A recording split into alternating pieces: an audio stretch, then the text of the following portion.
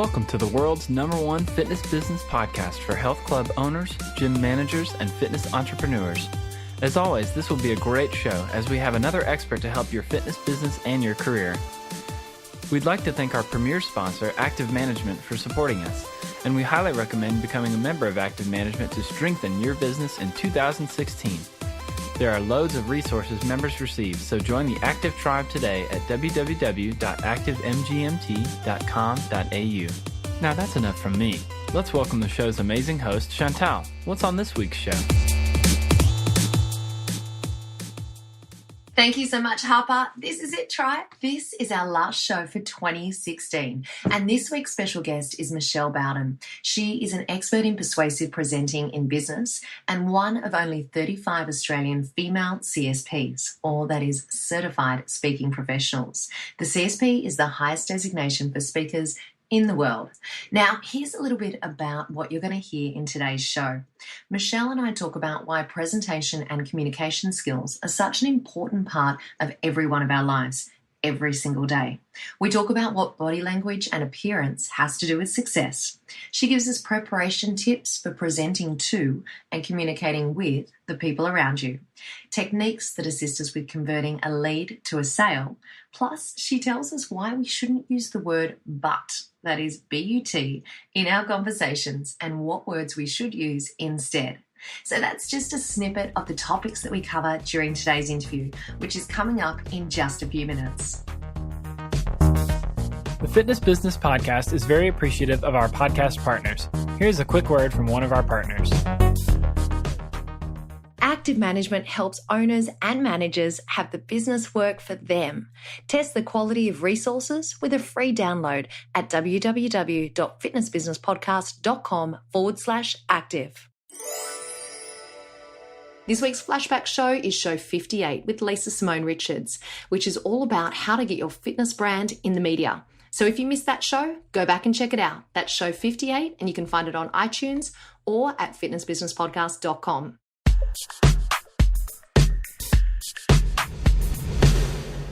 Michelle Bowden is an expert in persuasive presenting in business, and she's an 8-time nominee for Educator of the Year, plus an international best-selling author. Her books include How to Present, Stop, Your PowerPoint is Killing Me, and Don't Picture Me Naked.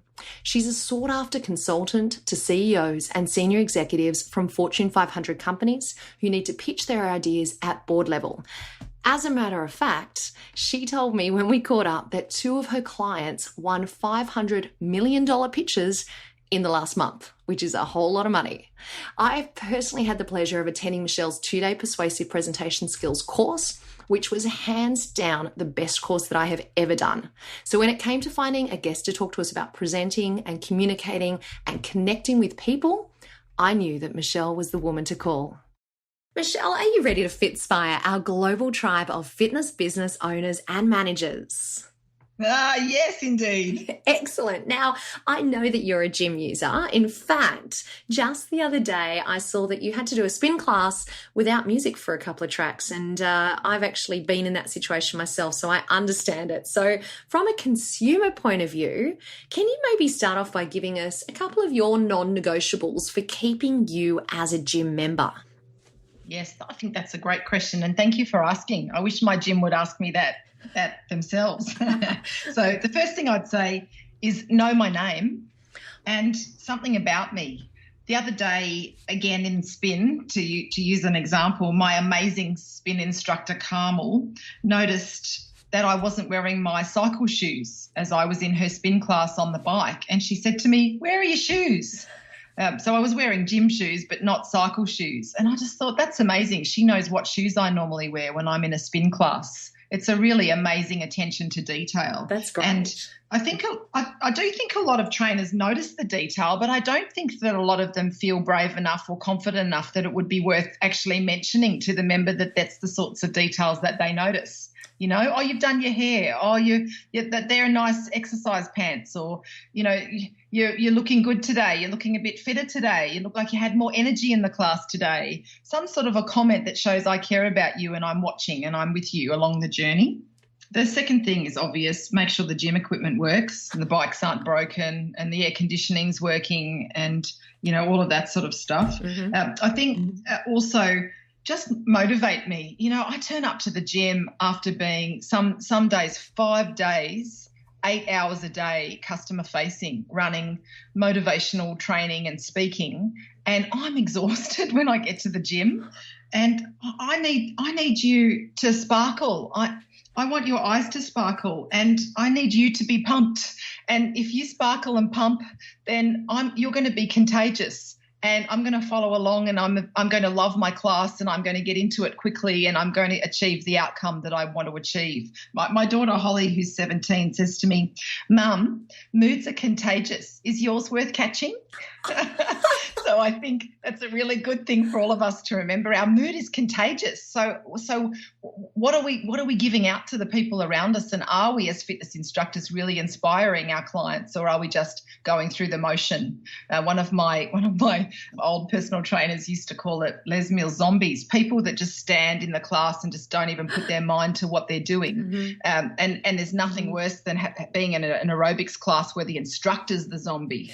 So love me, sparkle at me. I'm going to use that, by the way, Michelle, that the mood is contagious. I love that.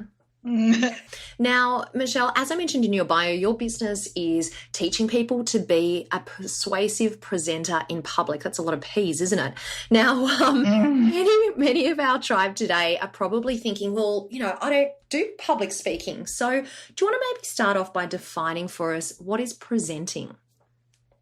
Yes, good question. Thanks for asking it. I think it is important that we all expand our definition of what presenting is. I say that presenting is any form of communication, one-to-one, one-to-few, and one-to-many, where your objective is to change your audience's thinking or behaviour. So I would assert that personal trainers, fitness instructors are in fact presenting every time they run a class, every time they run a personal training session, most definitely any kind of sales meeting that you'd be having with a potential customer who's coming to maybe work with you and achieve some fitness goals. I think all of that is presenting. So what I teach is completely and utterly essential for someone in the fitness industry. Absolutely. And tell us, what are some of the common challenges that people have in their workplace when they're presenting to their peers?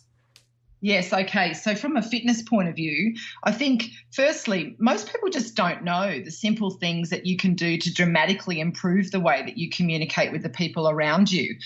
For example, what listeners may not know is that there are 3 phases to a persuasive pitch or presentation in business, and those phases are analysis, design, and delivery. Analysis is where you work out what is it that I need to achieve in this meeting with my stakeholder or in this gym class that I'm running. What is it that my audience needs to achieve from me. And there's a 5-step model that can help you to work all of that out before the important meeting. The second phase is design, and there are really 2 levels to the design of a persuasive message. So when it's just a fast conversation, you probably only need the foundational model, and that's a model called FORMAT with the number 4 and then MAT, that was designed by a woman called Dr. Bernice McCarthy, an American educationalist. And Bernice McCarthy's FORMAT model is really international best practice for crafting a message so that it sticks in your stakeholders' mind and they're compelled to take that action that you require. It's an essential thing for all of us to know in our written and spoken communication, and you can even use the FORMAT model when you're communicating with your friends and family. I certainly use it with my teenage children when I need them to do, random things like pick up their bath towel because they'll leave it in a stinking mess on the floor, or no, I don't want to take you for a driving lesson, and this is the model that I would use to assert my perspective. So the FORMAT model is really the foundational part of a well-structured persuasive message in an email, in a business document, or in a spoken word. And then over the top of that, there are all these fabulous things that I call advanced linguistic patterns. Essentially, a linguistic pattern is the words that you choose to use in certain order in your sentences. And when you use them cleverly, these linguistic patterns actually make you more persuasive. So there's a pattern to build rapport with your stakeholder. There's a pattern to deal with conflict. There's a pattern to motivate. There's a pattern to call your stakeholder stakeholder to action. There's 13 of them that I teach in my 2-day training. So these patterns, you don't have to use them, but when you do, you'll find that your whole communication just dramatically improves. You'll be a lot more persuasive. You'll be a lot happier with yourself because you'll get the yes a lot quicker, a lot less backwards and forwards. Meetings for the sake of meetings is a massive waste of time. So when you are more persuasive and clear on what it is you're trying to achieve, you get that outcome quicker. So I think, and then the third phase I didn't mention yet is the delivery. So that's your stagecraft, your body language, your voice, your eye contact, how comfortable you are in your skin. So when you know that there are 3 phases and you work on yourself to get better and better at those phases, well, then you're going to be a charismatic, fabulous communicator that gets the word yes more often in your life. So the challenge is that I don't think people really know that there's that much to it. Sometimes when I run a 2-day course, I have people turn up on day 1 and they say to me, why does it have to be so long? Why does it have to be 2 days? Can't we do this in 1 day? And then after 2 days, they're completely exhausted and they're saying, far out, this is really 5 days, not 2 days. Exactly. As you well know, Chantal. Exactly. So one other thing I'd say about this question you've asked me is that time is the challenge. You want to be fit, you want to eat well, all of that stuff takes time and effort. If you then also want to be a better communicator, you really need to allocate time to it. If it's not scheduled, it's not going to happen. You need to be diarising. I learned a technique for dealing with conflict. I know I'm about to go into a conversation where I negotiate fees. Okay, well then I need to plan out in advance. Do some analysis. What is my stakeholder going to be thinking? What are their key issues? What are their concerns? And then plan out how you're going to say it. Maybe even practice with someone how you're going to say it. Even if it's your cat, practice it out loud so that you know that when you say it to the real person, it's rehearsed and it's clear and it's going to be effective. You get the yes. And I do think it's a big challenge that we just don't have enough time to sit down and think through what really are the issues here and what would be the best way of communicating it. So the way to solve it really is to make a plan that you're going to make your communication skills a priority for yourself. And even if you don't care about it from a work point of view as a fitness professional, then wouldn't you think that to be able to communicate in a functional, effective way has got to be one of the most important things that you master with your personal relationships? Surely that's got to be one of the most essential skills that we all work on as humans so that we treat each other respectfully and we all get what we want in life, but without compromising our integrity or our ethics. Tribe, you can't see me right now, but I'm actually sitting here with a great big smile on my face. And the reason that I'm smiling is because sitting here listening to you, Michelle, and listening to that amazing structure that you have around those persuasive skills is reminding me of when I had the opportunity to do your course, which has been a few years now, I must say. And my job is presenting, whether it be on the podcast, whether it be in a group fitness class or on video, any of those type of things. And I have to say that those 2 days that I spent with you, and this is not a sales pitch, this is just me being completely open and honest with all of our tribe, they were the most valuable days. And I've done a lot of presenting courses and in my career, and I walked away with so much. And as you just mentioned then, what I found was incredibly valuable. Not only was the structure that I learned and the tips and the techniques and things like format for my career and for my workplace, but the fact that I was able to take those things back to my family and my home and my social life was also incredibly important as well. So sitting here with a big smile, remembering all of that, and I'm so glad that we got you on the show to share some of these insights and some of your experience with our tribe. Now, one of the Thank you. I'm so glad that you feel that way. I do. Years later. I wish you could see me. Truthfully, the thing is that when your daughter doesn't pick up her bath towel, who cares really? Seriously, who cares? But I tell you what, the bath towels add up. And over the course of a day, if you have 10, 15, 20, 100 of those little annoying interactions with a whole lot of people around you, by the end of the day, you feel pretty awful. Mm-hmm. If you knew that every time you had one of those little tiny annoying interactions, you could deal with it in a functional way and move on, then by the end of the day, you still got your joy that you started with. So that's why I think it's important in your personal life to and I mean, really seriously, practice. When you learn great communication techniques, practice it on your family. Your family loves you. They'll be a lot more accommodating when you're trying out that story that you think you want to tell when you're selling your personal training services, or that joke that you think is so funny. They'll be much more accommodating and kind with you than the real customer will. So practice on your family, and in the end, it works out great for everyone. I think that's a great tip. Now, one of the things that I know I come across when I walk into a gym and look at the staff and stuff like that is their appearance and their body language. I was hoping that you might be able to give us a couple of tips in regards to how we look, how we dress, how we stand, how we move. How important is that when it comes to presenting and connecting with others? Oh my goodness, it is so important, really. I mean, everyone's in the gym I go to, everyone's got a uniform on, so they all look pretty good. But their attitude is just, oh goodness, it's all through the body language. So, slumping against the counter and chatting to one another behind the counter and don't even notice that you walked in, or, the gym has given them some kind of a rule that they must greet the gym member when they walk in the door, but they don't even look you in the face when they say it. It's like they may as well not bother saying it because they don't really mean it.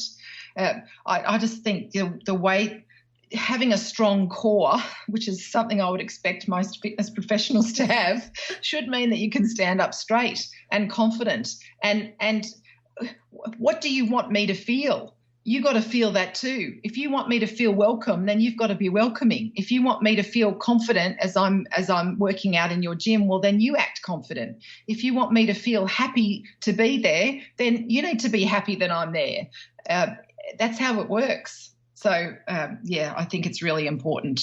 I totally agree. Now, Michelle, as you know, this month we're focusing on inspiring women in leadership roles within the fitness industry.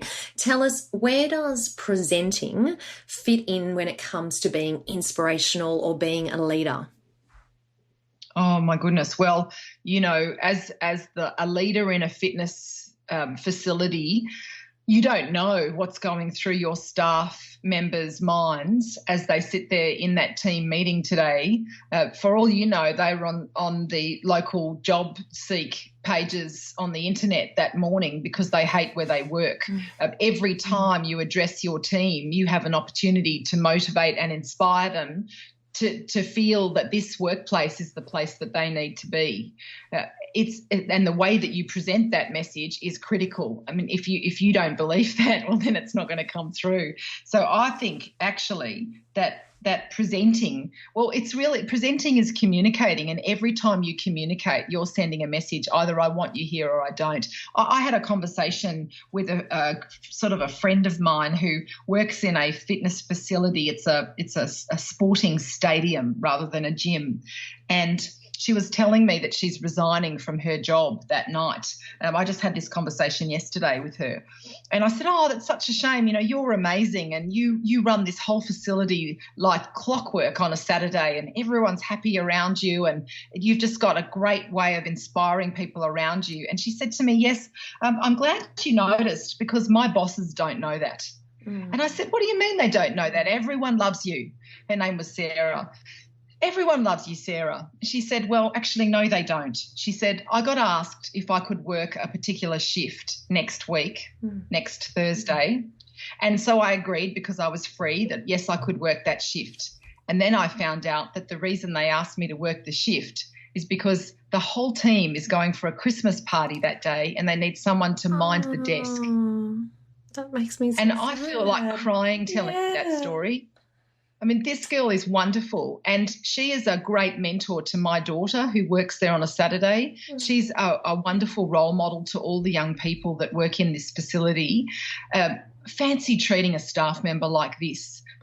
What were they thinking? Why didn't they get a random teenager like one of my kids to go and sit on the desk and take phone messages for a couple of hours and let that girl go to Christmas lunch with them? I'm horrified that a manager would ever think that was okay. These are the messages that we're sending. So that on one level, they say that they love what she does. They give her compliments. They roster her on shift, so they give her a lot of work. But then on the other hand, they go and completely diminish any of that good work by not having her at the Christmas party. The way you communicate your messages dramatically affects your effectiveness as a leader. I think that's a story that we can all sort of think about in the context of our own environments and how that type of communication makes people feel. So I think that's a really good example, Michelle. Tell us, when it comes to preparing for presenting to people, let's say a broad range, whether it be male, female, older people, younger people, what sort of preparation tips could you give us for presenting? Yes, well, as a fitness professional, you are presenting all the time to a variety of people. You've got fat people and thin people and old people and young people and women and men, and just such a massively diverse range. My neighbour does a personal training session the same time as me, and she's nearly 80. And I'm 45, and we're both there with our trainers on the same time slot, at the gym. It's all, when it comes to communicating with the people around you, it's all about what we call second position. So first position is when you're in your own shoes and all you care about is your own selfish self. So that person that's standing at the counter of a gym and half greets you but couldn't really care less, that person's in first position when they do that. When I go to a pump class in my gym and the instructor doesn't even look up to note whether the members in the gym are doing the movements correctly, whether they're pulling their backs out or whether they're tearing muscles because they're not actually bracing their core correctly, that is first position when that instructor does that. Second position is when you are completely and utterly in your stakeholders' shoes and all you care about is their wants, their needs, their goals, with no care or concern for your own wants and needs. When you're in second position, I'll give you an example of second position. If you've got kids and you've ever rocked a sick child to sleep, even though you felt dreadful, that was you being in the second position. If you've ever put yourself out and done a favour for a friend or a family member and it was terribly inconvenient for you, but you did it anyway, that's you being in second position just because you're a good human. And then third position is both. Third position is often known as the helicopter view or the fly on the wall. Mm-hmm. And from up in that third position, you can look down and see first position, which is your needs. You can look down and see second position, which is their needs. So from up in that third position, you can make some really good decisions about what is good for you and also what is good for them. So when you're communicating with the people around you, no matter whether they're a man or woman, an experienced gym goer, a brand new person to exercise, it's all about getting into that second position and understanding what really is important to this person, what is it that they need, how can you make that happen for them? I've had lots of experience with personal trainers over the years. I'm always on the journey, and always trying to lose weight. It's a very sad story. Get out your violins, and that's because I'm a trainer and I eat too much training food in training courses. Catering food. Yeah, I think you're looking very good, Michelle. That's right. I've given up the sugar though. I'm very happy. I gave the sugar up 6 months ago, so that's been excellent. So I remember going to personal trainers who, they were built like Arnold Schwarzenegger. Mm-hmm. One fellow, Wayne, he was amazing. His body was like a physical anatomy model 3D. He was amazing. But he used to train me as if I was him. Mm. And I can't do that. Mm. And I used to laugh with people after the session because I was so sore for about 4 or 5 days after a personal training session that when I was up on a stage in front of 1,000 people doing a keynote speech in my high heel shoes, I could hardly walk. I couldn't, I use those beautiful training texters when I write on my flip charts. They're really beautiful, expensive Edding 800 markers that all great trainers use. And to get the lid off those beautiful texters, you have to crack the lid off the texter. You don't twist it. And I had such sore biceps and triceps that I couldn't crack the lids off the texters to write on the flip charts. That's a personal trainer that's in first position. Mm-hmm. They think, well, everyone should be be able to do this, so I'm just going to make you do it too. Clearly looking at me, I'm just not a human anatomy model 3D. I've got a long way to go. And it meant that I didn't last. I didn't last with that trainer because it wasn't about me. It was about him. Oh, I think that's something so important for us to think about. So every time that we go into presenting to someone, communicating with someone, we need to think about those positions that Michelle's just touched on there. Now, I've got a question for you that has come from JT, actually, because he's also done your 2-day course. And when he did it, he was saying that he loved your explanation of why we shouldn't use the word but, that is B-U-T, when we are speaking. So why shouldn't we use that word? Yes, but as in however, not but as in your derriere or your gluteus maximus. That's right. Yes.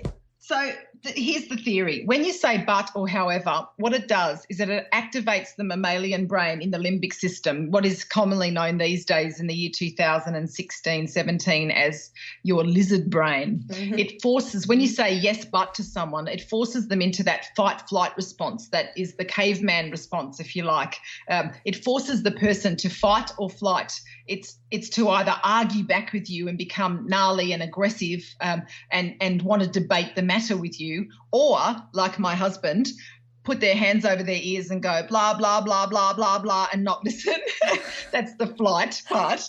So they want to retreat from the interaction. So it's not good to say to someone, oh, that's a great bicep curl that you're doing right there, but you should brace your core more, because what you're really saying when you say that is actually your bicep curl is dreadful and you suck. So try not to say the word but and however in your communication. It's better to use an inoffensive, unemotive joining word like and or so. I'll give you an example. You really look like you've lost a lot of weight over the last 6 weeks of our training together, and it's really fantastic. And when we continue our training for the next six weeks, you're going to see we get even more results, particularly around the area of tone and tightness in the body. I don't know, something like that. Mm-hmm. So instead of saying you look great after 6 weeks, but we need to keep training or otherwise you're not going to look any good. The but is just it inflames the stakeholder. And to be honest, if you don't want to say but when you're at work communicating with your customers, then you really have to get rid of it in your everyday talking. It's like so, any of those other little filler words that a lot of us have. If you don't get rid of them in your everyday talking, well, then there's no way you're going to eliminate in your workplace conversations. It's got to be on this day, I hereby declare that I will never say but or however again, and just get on with it. Make sure you put your mind to it and get rid of those words out of your communication. The only time you want to say but or however in a conversation is when you mean to negate what you just said. So you might say, I know you're really disappointed with the results so far, but we're working so well and we are going to achieve the result by Christmas. So you might, in that example, want to negate what you just said. I still think, though, that you can do it without the but. You could say, I know you're really disappointed with your results so far, and when we keep training, we're going to absolutely nail this by Christmas. Do you hear how you can even do that kind of a conversation without the word but in it? And my aim, wherever possible, is just to not say that word anymore. I've trained it out of my children. My kids don't say it either. And it just means that the communication doesn't get feisty. It doesn't get there's no aggression or animosity in the interaction. That's the reason why you want to get rid of the word but.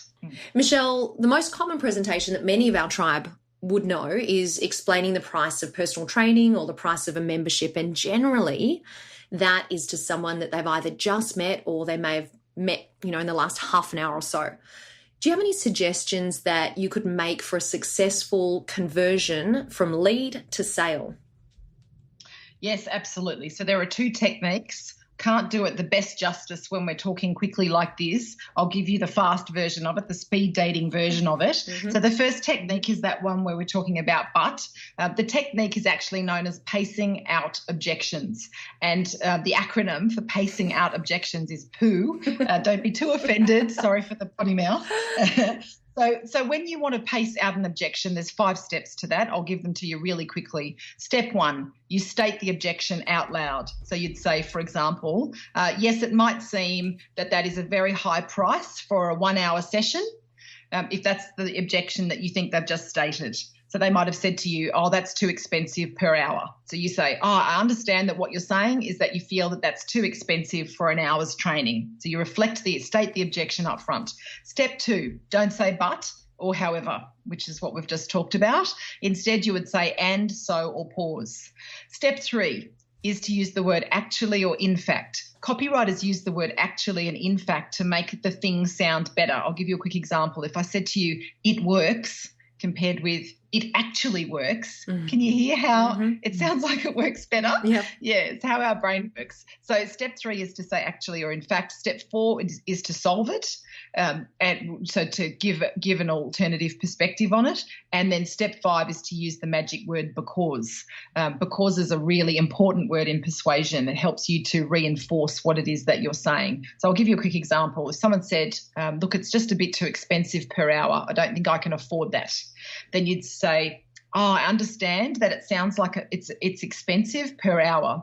And in fact, if you look at all the other trainers that are available in the gyms in this area, you'll find that this is a very standard rate for the personal training in a gym.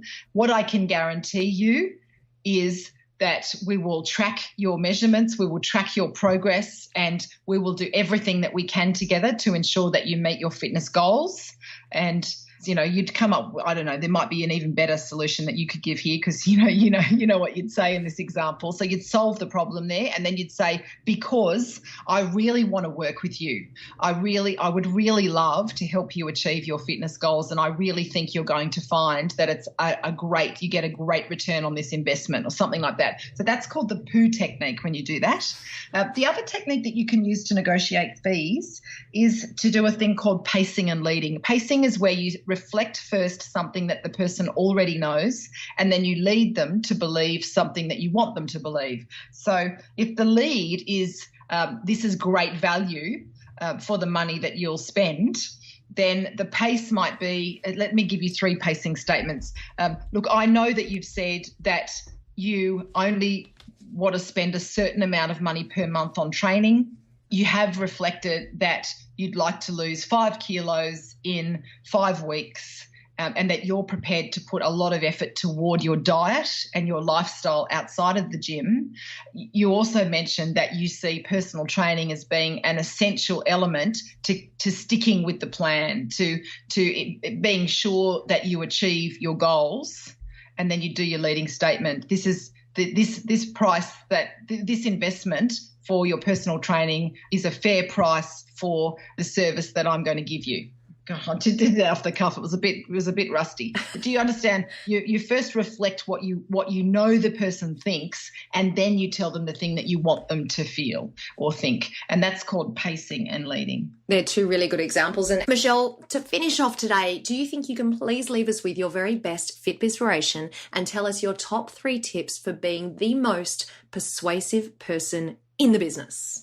Before we hear Michelle's top 3 tips, here's a quick message from one of our fantastic sponsors. Hey, it's JT here from the Industry Leaders Roundtable. Hope you are loving this month with all our inspiring women. If you want to grow, strengthen, enhance, or hustle in 2017, run your business in agendas 2 and 3, like many of our women leaders that you've been listening to. What are agendas 2 and 3? Go to fitnessbusinesspodcast.com/roundtable for a free download. Okay, tribe, here are Michelle's top 3 tips for being the most persuasive person in the business. Here are my 3 Fitbispiration tips. Number 1, care about people. Seriously, really care. 2, be in your stakeholders' shoes at all times. What is it that they need, and give it to them. And step 3, spread your joy. Every moment of the day, spread the joy. That is wonderful fit bizpiration. Now, if people want to work with you, if they want to purchase your book or subscribe to your monthly magazine, which you should, by the way, Tribe, you have to do that. Where should they go? What do they need to type in to Google? Okay, it's www.michellebowden.com.au, and on there they can grab my book, they can subscribe to the monthly e-zine, they can get a free copy of my top tips in my How to Present magazine. There's all sorts of free tips in the website, articles and the like. So yes, lots of free and also other resources that you can grab online. That's wonderful. Michelle, thank you so much. And Tribe, as always, we will put all of those contact details that Michelle mentioned in today's show notes. Michelle Bowden, thank you so much for being a guest on the Fitness Business Podcast. Thank you, Chantel.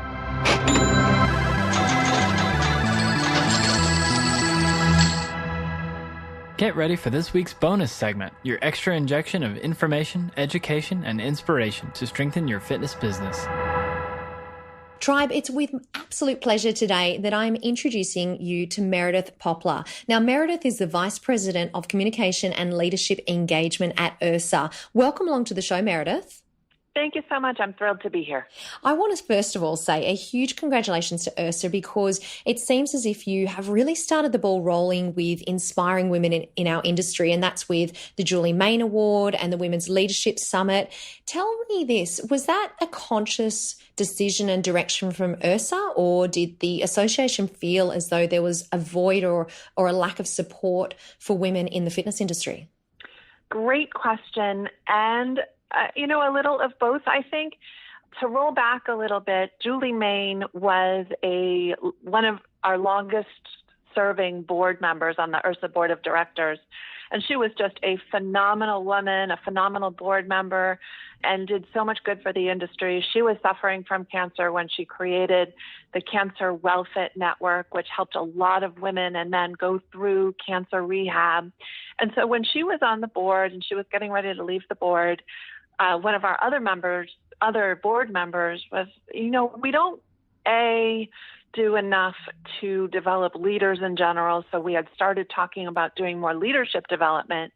But then with everything that Julie had done, we really just were like, you know what? Let's do an award that will honor Julie and her legacy and everything that she's done for the industry, and make it a program that then helps other women coming up in the industry. It gives them recognition, it gives them support and so forth. So that was the Julie Mayne Award and how it began. And then very quickly, it also developed into, well, we need more than just to honor one person a year. We need to do something where we can get all women together and support them and honor them. And so that became the annual Women's Leadership Summit. Oh, I absolutely love that, Meredith. And I'm trying to cast my memory back. I think was it Mo Hagan that won the Julie Mayne Award in 2016? Or maybe 2015? She did. Was it 2016? Yeah. Yes, she's our most recent winner, and she's actually on the cover of CBI magazine this month. Oh, there you go. Well, we had Mo on as a guest earlier in the year. So I remember that we talked about the Julie Mayne Awards. So do you want to tell us a little bit about, you just touched on the Leadership Summit. Tell us about the Leadership Council. Well, thank you for asking. That is it's what keeps me up at night. It's what gets me out of bed in the morning. So it's definitely where most of my efforts go. As you mentioned when you said my title, Communication and Leadership Engagement.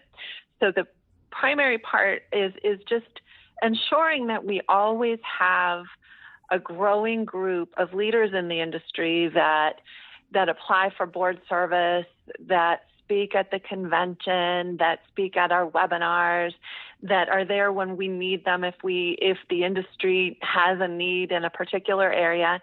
And the ultimate level of that is our Industry Leadership Council. It's basically a leadership group that supports our efforts to grow, promote, and protect the industry.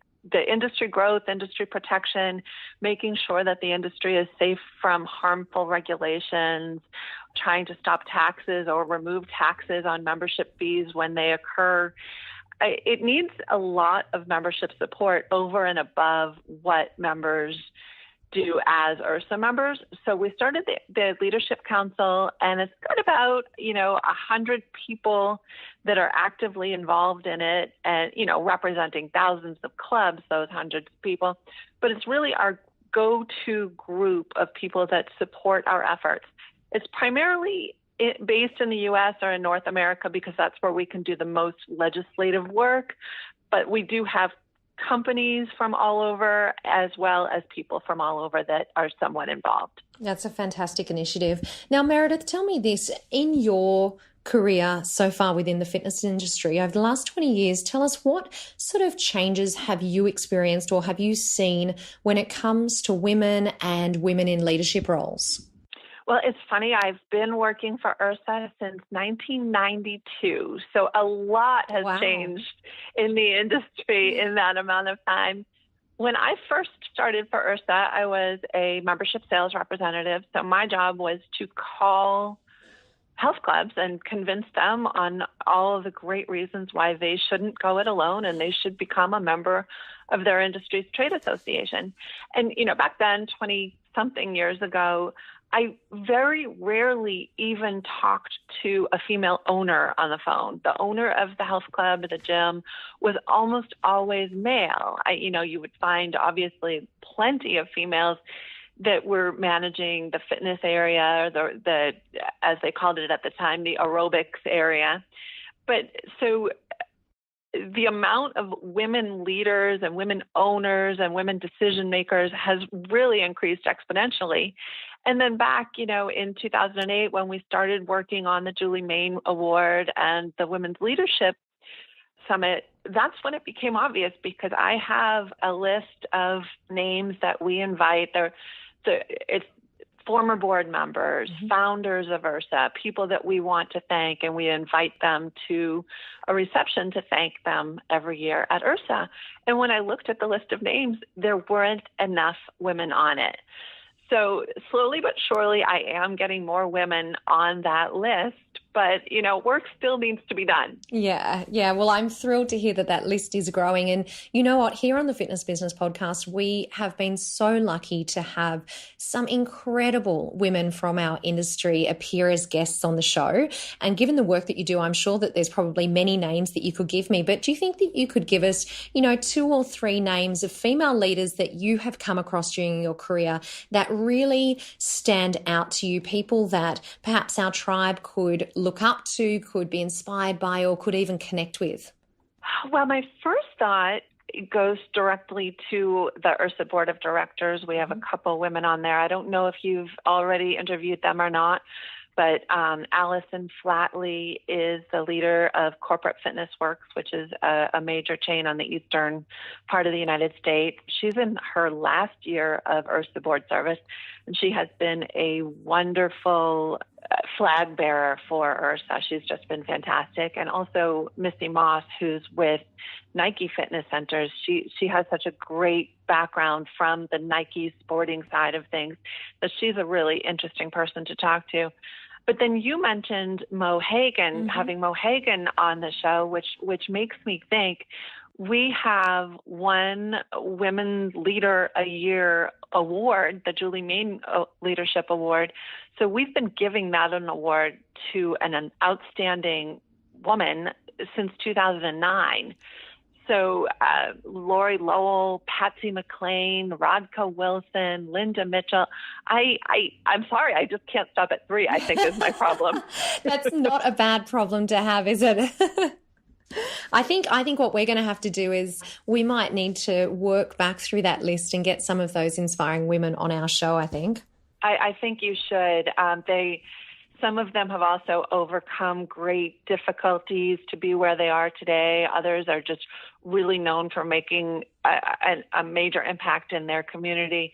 So it's a great list. And I think the world should hear more from them. I totally agree. So we will go down the path of seeing if we can grab some of those inspiring women. And in the meantime, I'm hoping, Meredith, that you might be able to give us a couple of tips, leave us with a couple of tips for women to become leaders within our industry. Oh, okay. First, I would say just get yourself out there, figure out what you're good at or what your skill is, and then run with it. If you have a message, URSA is always looking for new people to speak at URSA. If you're a good writer, start a blog, start really, you can write stuff.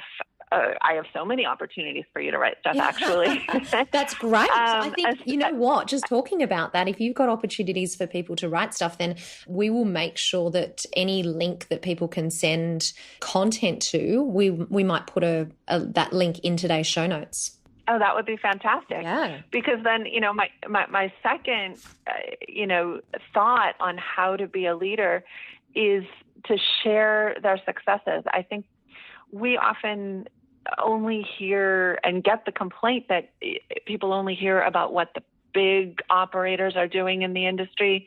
And we know that there are leaders of every size club and every size fitness business out across the world, but we don't hear from them. So if you are running a really successful community outreach program, or if you put together a fantastic weight loss challenge that helps your community lose thousands of pounds every year, that's the kind of thing that we need to know about it, and then we can share the best practices tips from it, and that's a great way to help you and your operation and your program become known as a leader in the industry.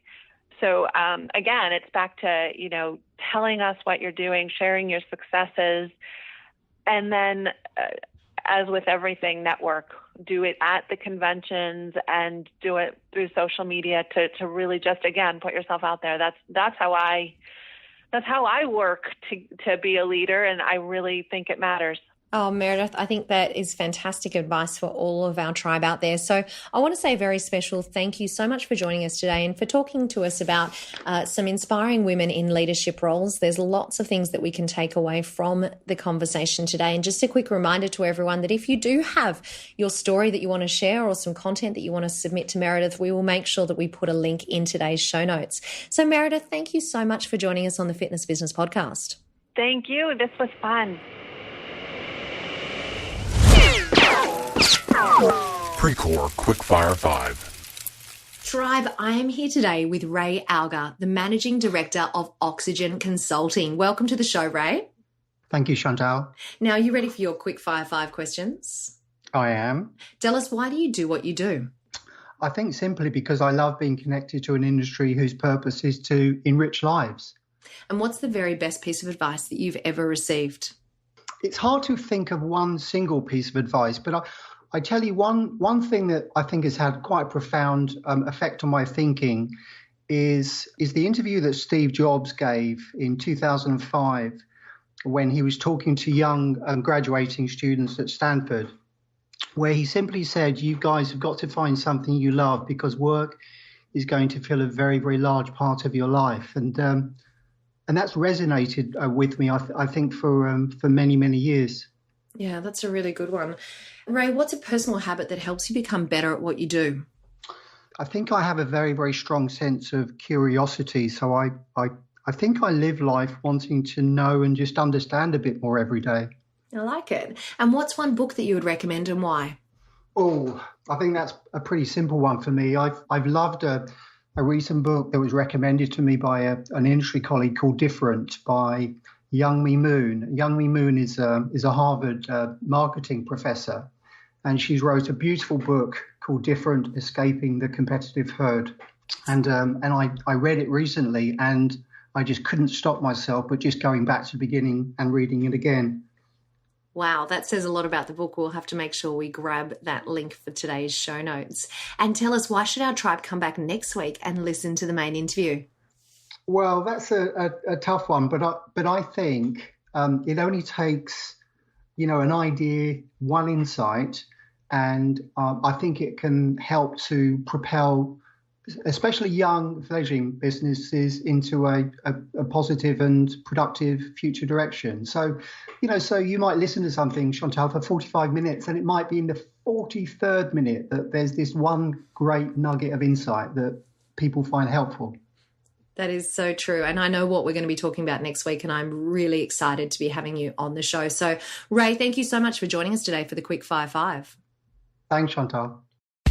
It's time for the Fitness Business Podcast Wrap. Here are my top takeaways from this week's show.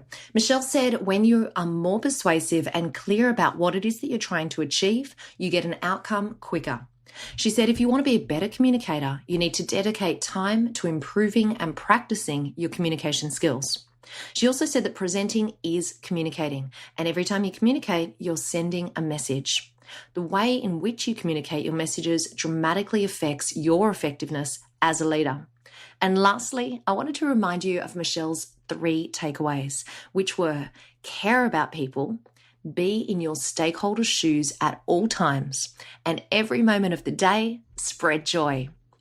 Tribe, that concludes our final show for 2016. I want to say a huge thank you to every single one of you for tuning in throughout the year. A big, big thank you to our amazing guests for volunteering their time and sharing their experience. Thank you so much to our incredible sponsors, because without you, this show just wouldn't be possible. And personally, I want to say a huge thank you to the amazing team behind the scenes of the show. That is JT, Alicia, Harper, and Sharon. You guys are the best team out there, and I'm so, so grateful for everything that you do. So there it is, team. 2017 is just around the corner, and we're going to be kicking it off on January the 6th with our special guest, Ray Alger. Until then, thank you so much for joining me for the Fitness Business Podcast. And remember, what you leave behind is not what's engraved in stone monuments, but what is woven into the lives of others.